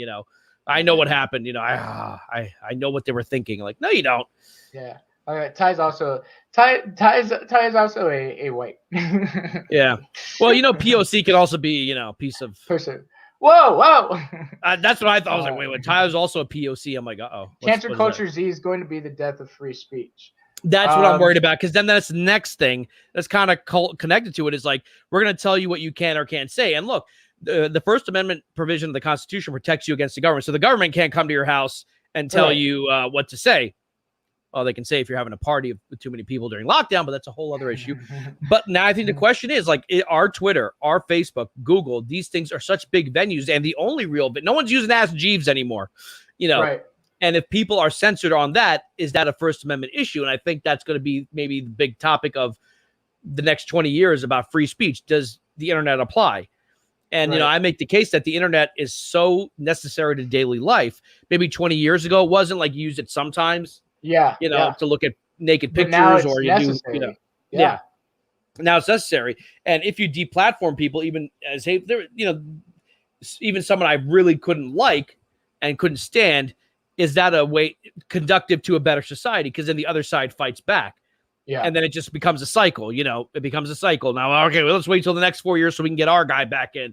And you can't have, it's not healthy for us as a society. I think, and what I said in the video was the underlying cause is we just can't stand people who have different opinions. And that's not good. That's not good. I think that's bad. I think we have to accept that. And I'm not just talking about politics. I'm talking about pop culture. I mentioned Star Wars and Star Trek fans or how you're wrong about The Last Jedi. It's okay if you're wrong about The Last Jedi. Well, it's okay. See, now, there are different things, right? You have opinions and you have facts. Yeah. It's factually known that The Last Jedi is a great movie. I think you have to put this back on. Phenomenal Star Wars movie. So, I mean, that's why I'm not really affected whenever anybody says anything, is because I just know you're just stating your opinion against what the actual factual truth is. And, so it doesn't really affect me because I just still know you're wrong. But anyways, go ahead. Yeah. But my point is, so I'm going to say Adnan, I'm going to call him Adnan, Tex reached large scale success. I mean, I don't think because I don't know what it has to do with anything. Like success doesn't necessarily mean you get to control the rules, but they're saying, yes, we do. Why hasn't a conservative tech company? Well, here's the thing. What was that? There was the one with Parler. They started their own thing. It was like their own version of social media. That actually started here in Vegas, in Henderson, in Henderson, Nevada. Exactly. When you have everyone like silencing one side, it gets a little bit scary for me, even on the left, because I see leftists arguing with liberals, like that's within one side saying like, hey, this is going a little too crazy. And okay, we talk about Alex Jones, whatever, but like this girl, like she was part of a beauty pageant in 1999. Right. She didn't know. You think beauty pageants, when they go like, before I enter this beauty pageant, I must know the history of when this started. Like, exactly. No, exactly. And especially when you're 18, you're not going to be looking up the, hey, Mom, we're going to enter this beauty pageant. It started in 1878, and it was, it's like that's exactly. You don't know. You don't know. Like, have you ever done a White House tour? Like that was built by slaves. I'm not going to be like, well, I'm not going to stay here, and neither should Obama. Like, no, that's actually a sign of success that a house that was once built by slaves is occupied by the most powerful man in the world, who happens to be black, half black, but black. Like to me, that's progress. That's, I'm in Philadelphia, look, and you're not, but Ty and Justice are in Boston. The history of America is there. Is it a perfect history? No, but I always feel that we've always ended up on the right side of it. Correct side, not maybe the right side, but the correct side of it. We eventually got votes for women and all this other stuff, ended slavery, ended 2 world wars. But this type of thing where I feel like they're on social media and all they want to do, they have nothing better to do. I think they have deep insecurities, honestly. And they're looking for something to find, I'm sure the Snyder Cut people are the anti-Snyder people. They're probably looking for something with Zach did. I bet Zach said something in high school. He probably called a woman sexy. Let's destroy him. Oh, look at that. I mean, you already saw what they tried to do with like Sucker Punch and all those. Or even with remember he released a clip of remember before the movie came out, he released a clip of Steppenwolf like fighting the Amazonians. Right. That set me off, dude. And they're like, "Oh, he look hates what he women." does. He's showing... Look how he treats women. I was like, shut up. Shut up. I think you shut up and watch the movie. Like, look how he treated the Atlanteans. Zack Snyder hates fish. Like, oh my god. But like, see, that's reaching. Now that one didn't go, but like, are becoming free speech. I heard TY say that these social media platforms are becoming free speech. For a second there, I was about to change subjects because we were losing viewers, and now they're slowly coming back. Come back, guys. We're talking about cancel culture, and your opinion matters. Also, become a member. But like here's the thing: cancel culture when I was in college would have been something that I was definitely for. But it's something that comes with age. You know, there's this thing that like why I think Biden can be a good president. It's because he's older. He's been through life longer. It is something I am for Trump, to a certain extent, right? It is something I am okay with. But then you have these extremes, these, people that what you said 10, 15 years ago now is being, held up now as, you got to be held accountable for it.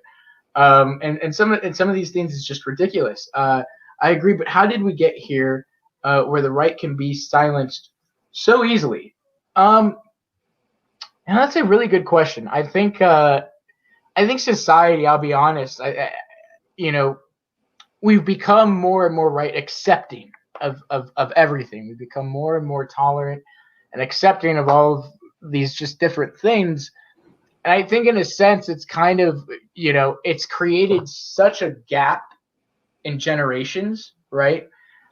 You look at our parents, right, and the things that they did and that was socially acceptable in the 70s and the 80s compared to what's socially acceptable now. I mean, just to get on topic here with Pride, right? With Pride Month, being part of the LGBTQ community in the 70s or 80s is nowhere near. Even in the 90s. In the 90s, even in 2000, right? Yeah. President Bush tried to get a constitutional amendment to define marriage. Right. In the 2000s. We're seeing this massive generational gap, not just in society, but in cultural difference, in cultural society, right? What is accepted today now was simply not accepted back. Even things like mental health awareness, right? Yeah. Now it's so much more socially accepted. It's more promoted, right? To be on the lookout for your mental health, take care of your mental health. Yeah. And let's be aware of people with mental health issues. Let's help them. Where that wasn't the case, you were just sent to the crazy house back in the 70s and 80s, and we have. I think that's how we got here, Justin. There's such a divide in ideals just between the generations, right? There's such this gap. Well, let me add to that. I don't think it's just a generational thing because there are young conservatives, there are young Black conservatives who are on the rise, but I think it's just that these are my ideals.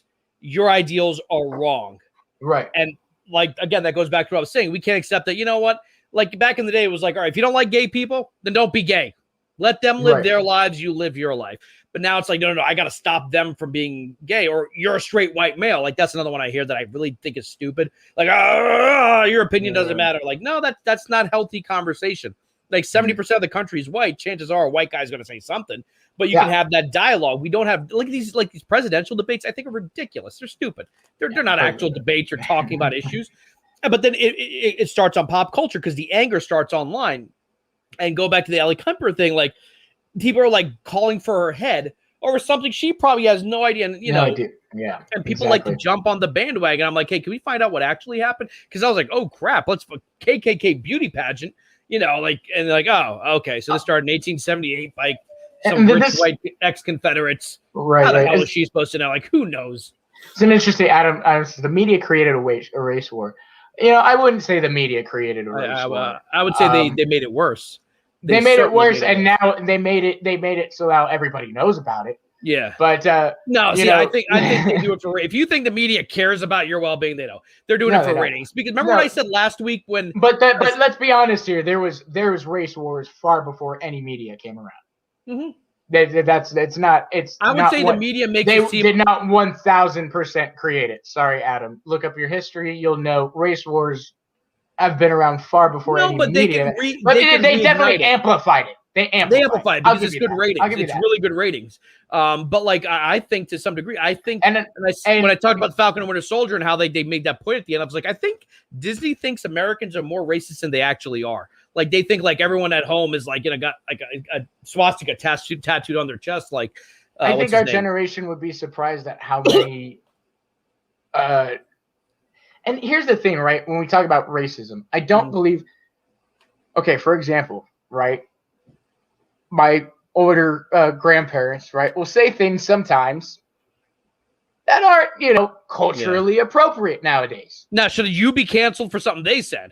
Right. Yeah. Wouldn't that be kind of stupid? Exactly, but that's what's happening. Like, Austin's grandfather in 1782 said this about Asian people. Yeah. Yeah, that's ridiculous. But, right, I think then, like I do, I will try to explain to them, hey, I know your intention, right, is not. This is just the way things were talking about. They're not Klan members, but now, things have changed, right? This word kind of has a different meaning now, or whatever. And so, I think I think you have to, even with that whole racism thing, right? I think some people are, I guess they're indirectly racist, but they don't know. They're not trying to be racist. They're not. It's just like part of. If it's an older person, might have been something that was said or just part of their language right back then that they haven't changed. Not to say that it's right, but I think we have to be honest with looking at the intentions of people. Some people are intentionally racist and intentionally say mean, terrible, horrible things, and other people. You got to look at the background, Yeah, exactly. I definitely want to talk about this some more, but we have another show Thursday, and we got plenty of shows coming. This topic ain't going anywhere. Chances are by Thursday, someone else will be canceled. Yeah, exactly. Well, we have a few more things to talk about, folks, so stick with us right here. Right.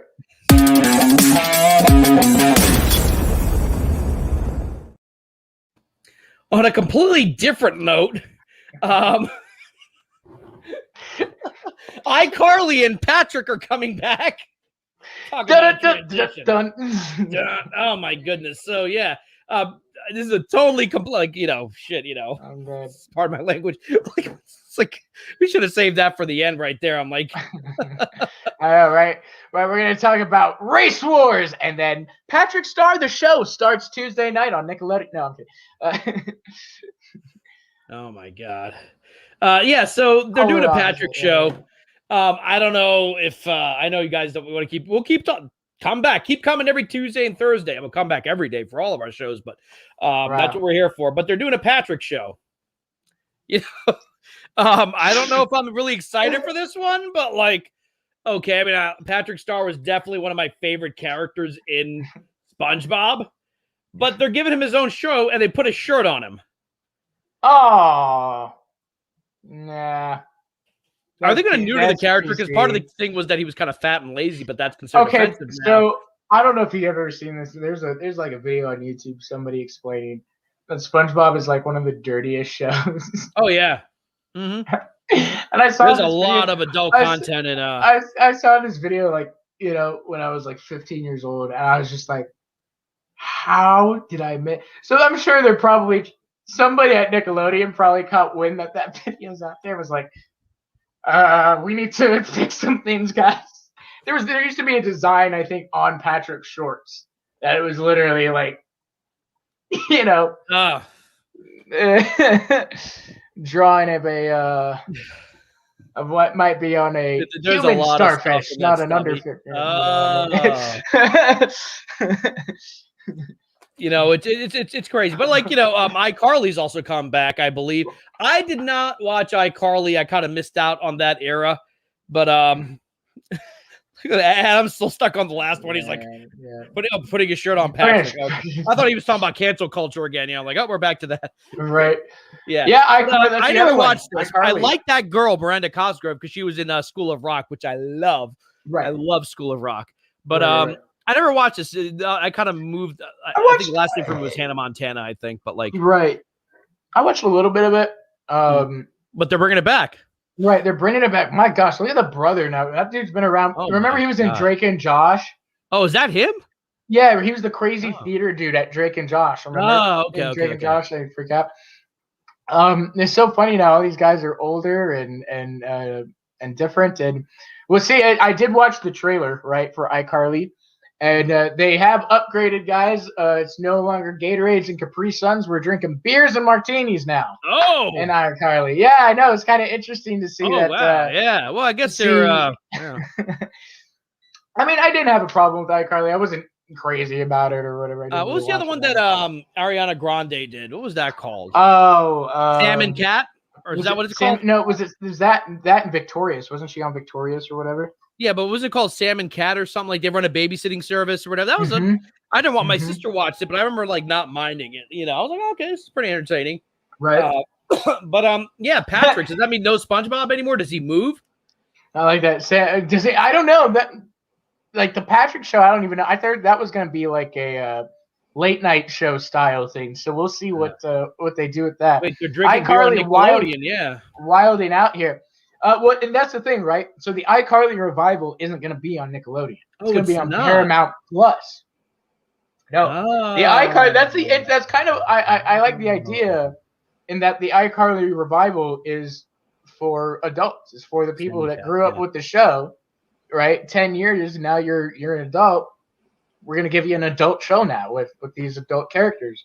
So I kind of like that idea. But do you think that might lose its charm? Because one of the reasons like that show was popular was because it was family friendly, right? And now you're going to like do like an R-rated Joker. And it's not going to be crazy like that. I hope it's not. I hope they still keep it family friendly. So like if you watch the trailer, can watch it with his kids. Okay.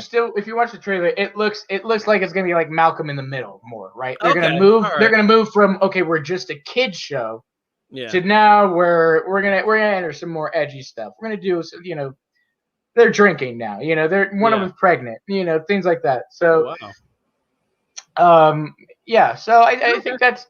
I think that's fine. They tried to do the same thing with Lizzie McGuire on Disney Plus, but wasn't that canceled? Yeah, it got canceled because Disney didn't want to go there with Lizzie's character. Yeah, Lizzie wanted to do a show about a woman in her 30s, facing life and doing all of these things, and Disney was like, "Nope, too real." Too real. I get it. Like they want to keep it, Ooh, Ned's they should bring back Ned's Declassified, man. That was everything was on Paramount. Interestingly enough, speaking of Paramount Plus, there's a new movie with Mark Wahlberg and Antoine Fuqua. The guy who directed Training Day and The Equalizer. There you have a movie coming out on Paramount Plus. Really? So yeah, it seems like Paramount Plus may be gaining some. They got Star Trek, some traction. Yeah.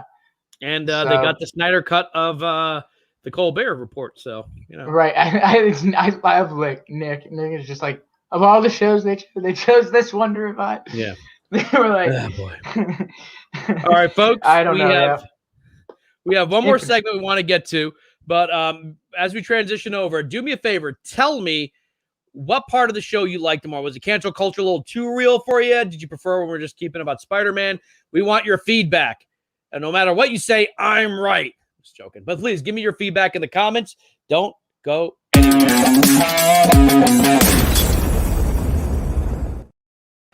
Wait. It's Pride Month, so I got to do this again. There you go. I like it. Oh wait, no, Orchard's gonna copyright us for that. Like that music belongs. Right, for that little. But go ahead. You do the intro because you're a part of the community. So go ahead. Right, yeah. So again, happy Pride Month, everybody. This is it's gonna be an interesting year. Obviously, last year Pride took kind of a hit because of the pandemic. Obviously, summer's the nice thing, about Pride is they do a lot of rallies. You can go out and it's just a fun time. It's just a really lot of hot bodies. A lot of hot bodies, including mine out there. You already know. The nipple ring. Ding, ding, ding, ding, ding. I got the nipple ring. I'm in the tight jock strap and all that. Just knock on that thing. Housekeeping. Right. Yeah, exactly. Tina. but so yeah, happy Pride to all of our members or anybody who's watching who's a part of the LGBTQ community. We love you. We support you. And also cool. We're going to be having some fun things this month. That he isn't Adam. That was just me. Yeah. Wait, are you? I don't know. Actually, are you? We're going to keep it a mystery. I'm going to keep. You ever see that Tom Hardy interview where they ask him? And he's like, "Hey, you guys want to see you want to see Justice in Drag? Here we go. That's Justice in Drag." There we go. Sorry about that. Yeah, so it's the beginning of Pride Month. Look, you can make jokes about this stuff because jokes can be right, gosh, Jody. He looks like he ate the LGBTQ community. All right, anyway, but like, there's in between jokes that are funny and then jokes that are hateful, but we are very pro LG. If you're part of our show and you're LGBTQ, we show you some love. You have our support. Ty's always said that if any of you are going through issues, you're welcome to message us on Twitter, DM us personally, privately, whatever, and say, hey, it could be anything. Look, someone said a comment to me, for whatever reason, you're welcome. We are here for you to talk about these things. But I kind of wanted to touch. We have some stuff coming up for Pride Month. You're talking to a few people. I'm talking. I have a lot of friends, and so I'm going to talk about doing. So I have a friend that's a makeup artist that I want to see if it'd be cool if we can get him. Either I go to him or he come to me, or we do a pre-recorded or something. I have him turn me into a sexy Army of the Dead zombie. Dude, that Queen zombie was making me question myself. I mean, she was all gross, but at the same time, oh my! All right, I did go that far. I was like, whoa. But yeah, that's exactly what I want people to think when they see me after I've been zombified. So. Also, we'll be talking and reaching out to some people here. I actually know some people from one of the shows, Love Victor. So we'll see if we can get some people from there. So, but we will get to a million for sure. But again, guys, go ahead. Yeah, I want to talk a little bit about like sort of the movies we got here because now we have a lot of LGBT plus movies. But I remember when this movie came out and both the left and the right mocked it incessantly, like gay cowboys. But this was a really good movie. Like I was young, I'm straight, I've always been straight, but I connected to this movie. But at the time, even the left was making fun of this. Hollywood is making fun of this gay cowboys. Right. Absolutely, it was still not accepted. And actually, at the time, when you look at it.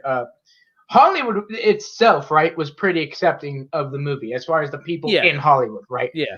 And in fact, it was pretty well known that the year that it was at the Oscars, I believe, it was favored to win Best Picture by those in Hollywood. They wanted that movie to take home the prize. It didn't. It was a big upset. But yeah, I agree with you. That's probably one of the first movies I saw having dealing with the LGBT. And that type of thing. Also, it's a very specific subject and time frame too. And by the way, that came out. That came out right when it was announced that Heath Ledger was going to be the Joker. Would be Joker, exactly. And everyone was like, "The gay cowboy." People actually said that. Yep. Like not an ironic or funny way. Like, "Oh my God, they're going to make the Joker gay." Like that type of stuff. People say it's bad. No, it was bad like 15 years ago. It was really weird.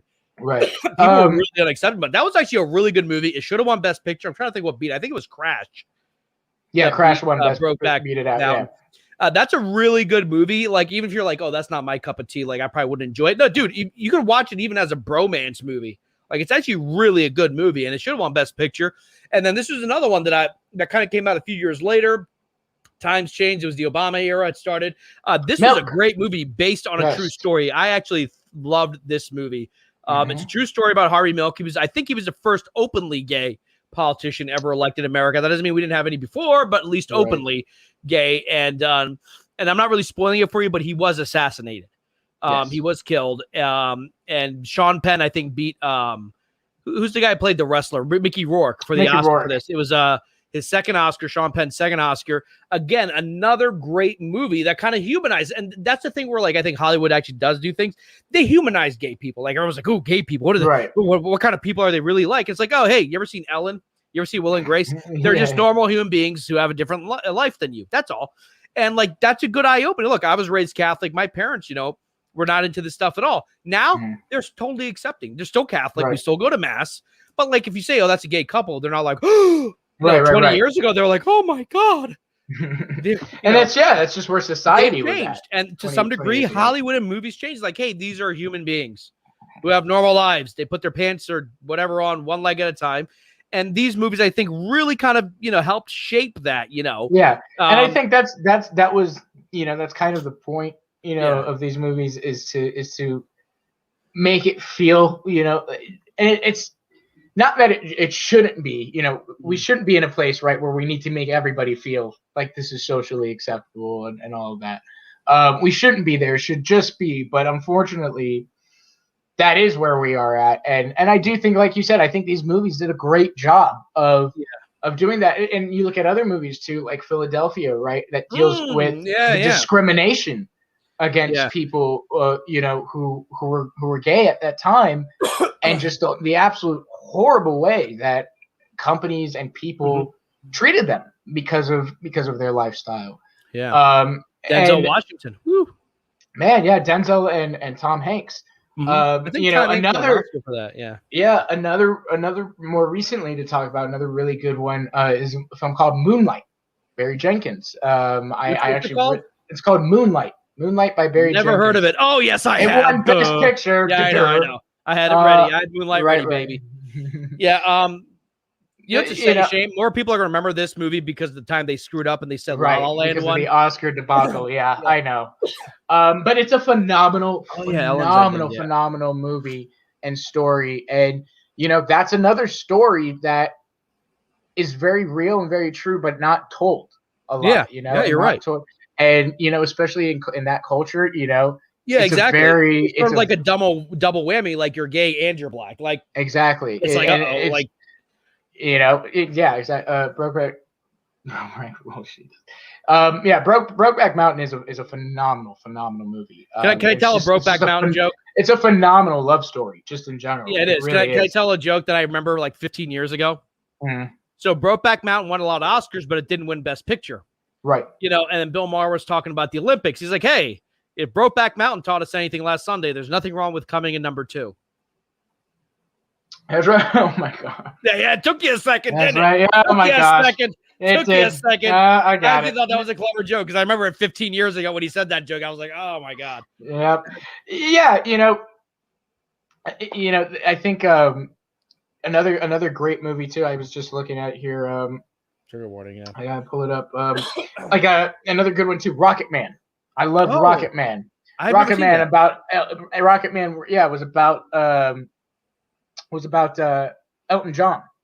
Elton John and what he went through too, right? Yes, Elton John. I thought you meant the Rocketeer, and I was like, was that an LGBTQ? Yeah, Rocket Man. Yeah, sorry. Yeah, yeah, but Elton John. Yes. But yeah, that was about Elton John, right? And his upbringing, his coming into who he was too. He was also raised with a religious background. Church of England, like that. And so there's another movie too called Boy Erased.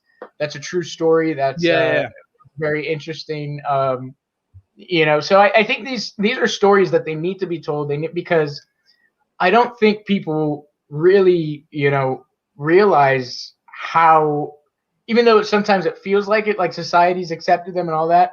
I think people don't realize that there's a large portion, right, that still has a long way to go. And I think movies, music, these types of things, they help. Yeah, they do. Yeah. They help people who are not part of the LGBT community, right? Yeah. Like you said yourself, right? You're straight. You've always been straight, but you related to the love story of Brokeback. Exactly. That was the thing. And I was probably a lot. Like I was pro gay, but I didn't understand it. I'm like, I'm for them without understanding what it was. That movie really did help me. Like, okay, yeah, they can't be happy because the movie's set in like the 60s or 70s. Like it's not set in modern times. A lot of people might think, it's set like today or something. No, right. It has a pretty shocking ending when you find. Well, but that's the thing though. Everything about that movie, when you look at the time and the history, is very, very true. It's very, very, very, very true. But so I do think that movies like those, and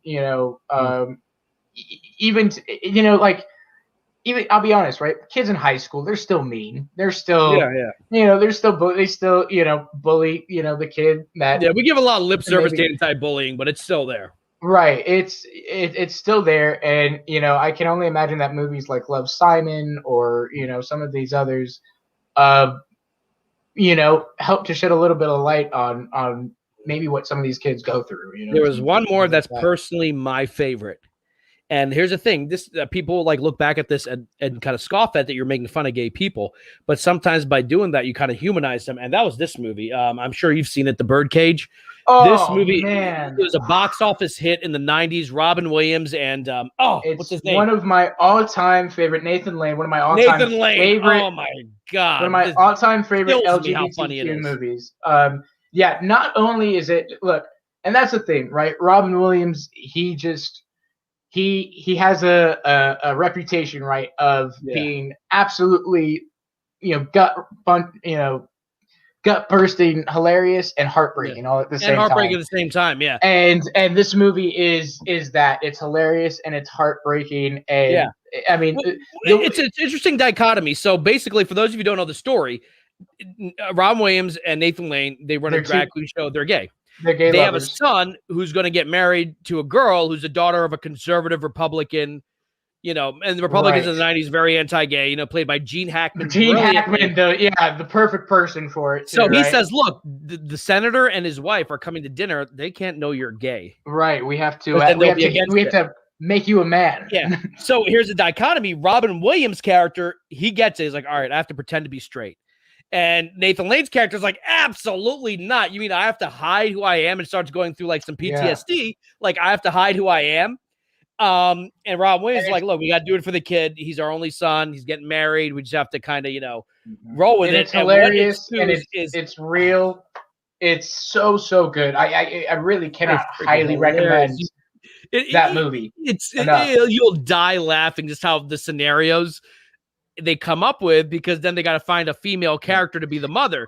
So and for those of you who don't know, Nathan Lane is a gay Broadway actor in real life. And they have to hide all these things at the change the art. Then they buy a big crucifix and they just put it up on the wall. Yeah. There's a great scene where Nathan because throughout the movie, Nathan Lane's character does a drag show.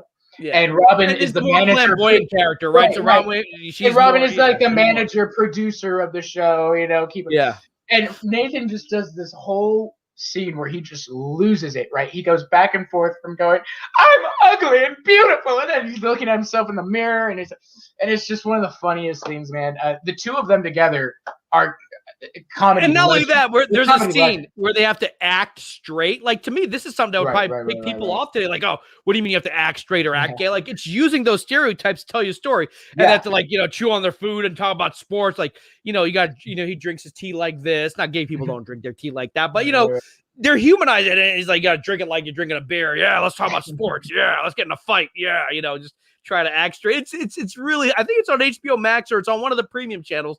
Yeah, folks, definitely check out Birdcage. If you want something funny you can laugh at. My parents thought it was a funny movie. Like, they laughed, and they're from another country. They're not over there where they don't allow LGBTQ people. They killed them, unfortunately. Yeah. Over here, they died laughing. They thought it was a funny movie. They enjoyed it. That's our recommendation for today. Boy, here we go. I love it.